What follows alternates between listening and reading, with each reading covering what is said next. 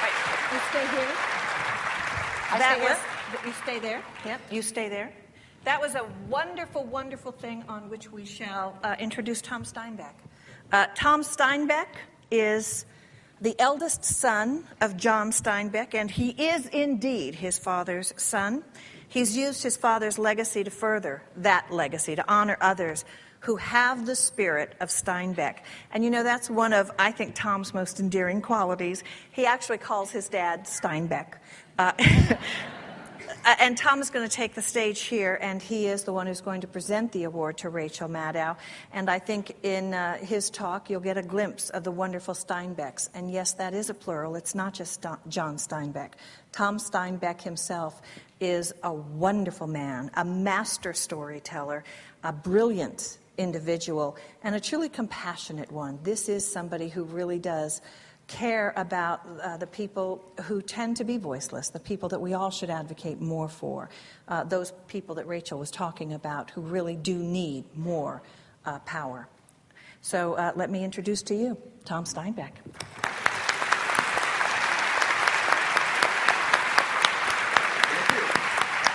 Thank you. You're so great. Thank you. Well, there's no following this. I thought I was all prepared, and she's drained every nuance out of me tonight.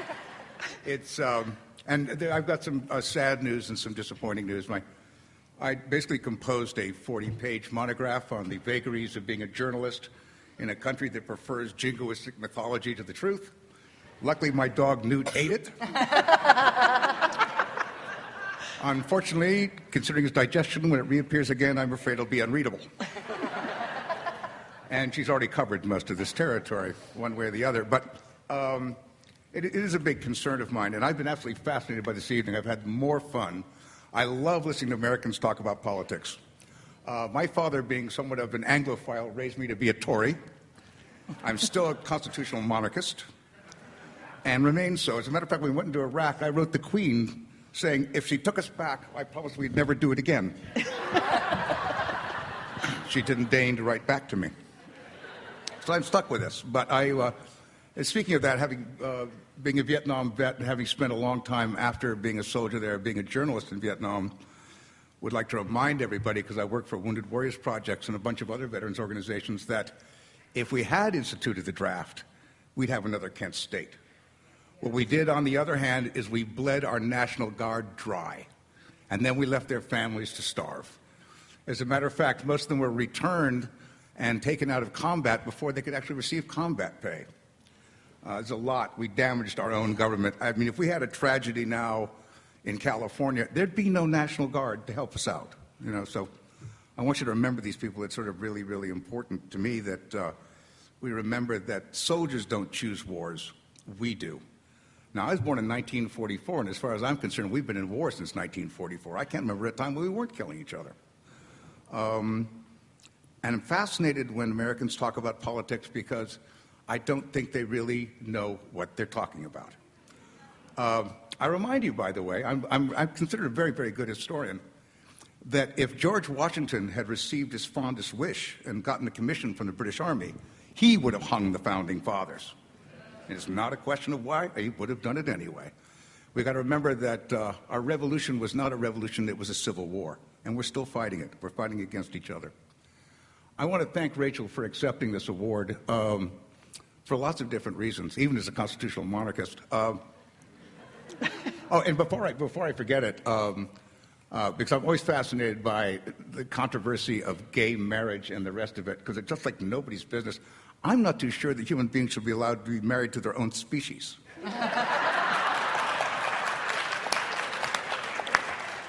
So long before we get to gay marriage, I got some basic questions about this. They're not working out for me at all, Because when you get them together, they just make more of them. I want to see a little variation in a theme, here and there. But like Lincoln said about, keep the speech short, like the old ladies dance, short, sweet, and hopefully adorable. And I can afford to be adorable now. I'm old enough. I was not as a child. There's been one reoccurring theme for all of the Steinbeck Awards. As my father used to say, if you can't say it in one sentence, don't say it at all, or keep it down to at least a paragraph. And it's been my voting clause every time we've done this, and I can't thank San Jose State enough for all the work they've done for the Steinbeck Center, and for collecting all of these documents, and for basically keeping Steinbeck alive. Though I guess I should thank Oprah too.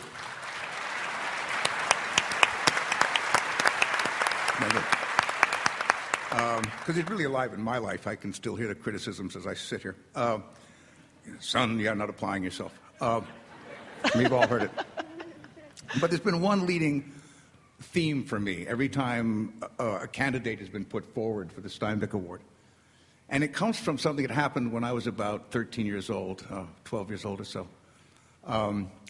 Unlike my friends' fathers who took briefcases and bow ties and went off to work, my father would finish a cigarette, take his cup of coffee, and go back up to his room. I thought for years he didn't have a job.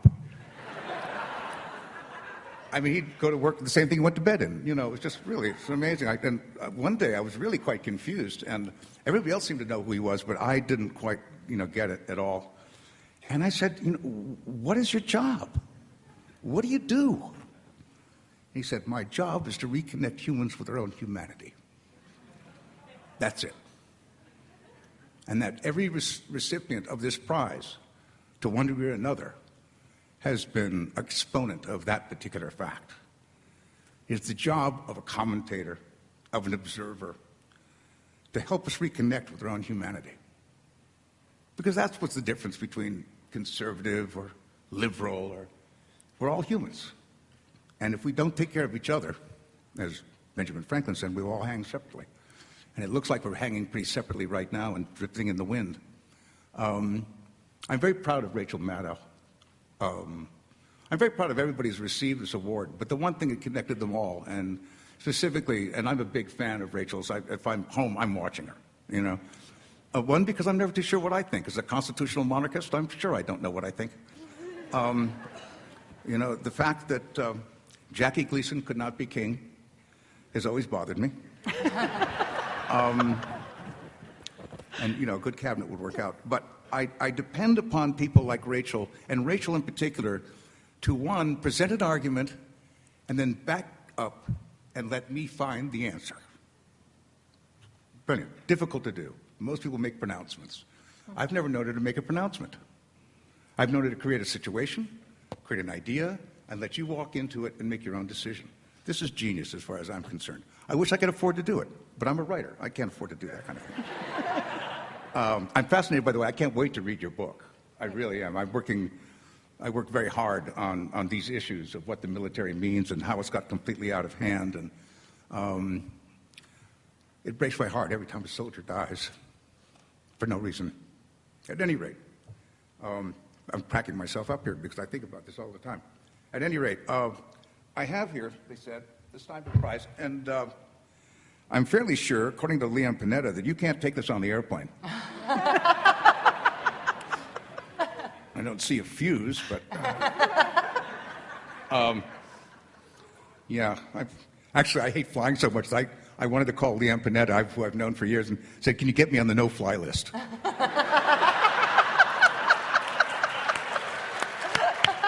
Because I never have the right excuse. I can't do it. I just can't stand airports. I can't stand standing in a line. I can't stand airplanes, At any rate, you may have to leave this with friends. You might give it to your parents to put up, but I don't think you'll be able to go anywhere. No, sit down. I'll bring it to you. I work here. But I must say I've always been very proud of my father because he was the one person who instilled in me a love of everything. Literature, people, ideas.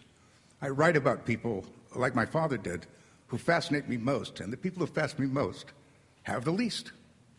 Except this. They think, and they dream.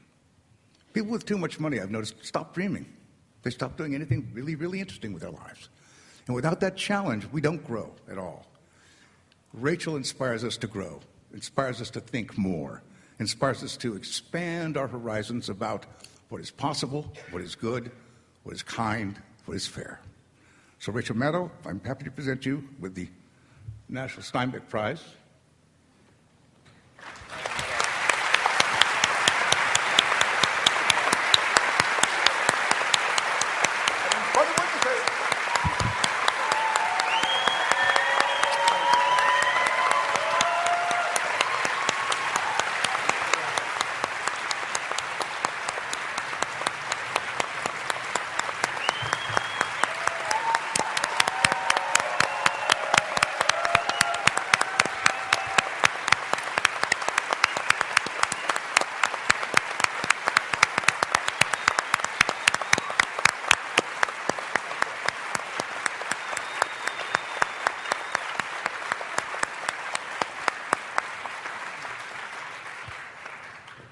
You have heard enough from me tonight. I love you too. So I won't stand here for a long time, but it is hard to think of yourself as a person who would ever be associated with the legacy of John Steinbeck. I don't care who you are. And this is incredibly humbling and honoring to the point where I'm a little incoherent. So, Tom, thank you, and thank you to the Steinbeck Center, and thank you to everybody who had a role in choosing this. But it is mostly disorienting that I might be thought of this way. So, thank you. I will say that's one thing that has always meant a lot to me about John Steinbeck is that he went and was a war correspondent during World War II, which you probably know. One of the things that I always thought was so telling and so important about him is that he went and reported on the war. He was right in the thick of it. He came back from the war, and what did he do as soon as he got back from the war? He wrote Cannery Row. Cannery Row was published in 1945. He wrote it as soon as he got back from being a war correspondent. After being in the hell that was World War II, he came back and wrote what was his funny book, his light book, right? I mean, Cannery Row is hilarious. And it's an incredibly accomplished work of literature, but it is also about beauty and lightness and character and individual human traits, and not so much about the suffering that he had just seen. And that, I think, itself is an inspiration. To know that the worse that you see of the world and the way we can treat each other in aggregate, the more worth it is to look at each other with lightness and with compassion and with humor. And sometimes a joke is the kindest thing that you can do.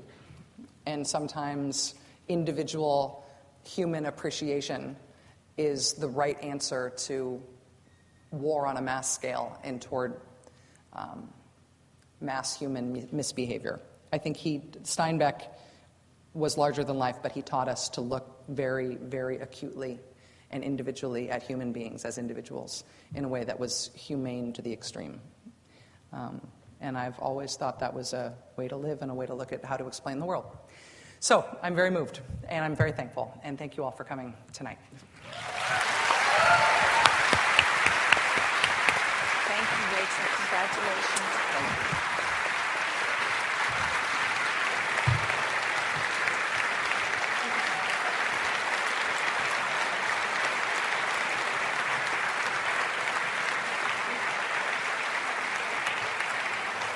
I just want to echo what Rachel said. Thank you. All of us, I count myself among them, we have been a part of a really momentous occasion. When the Steinbeck Award is presented, it means something very special, and it means we have someone extremely special in our presence. So thank you for being here. Have a great night.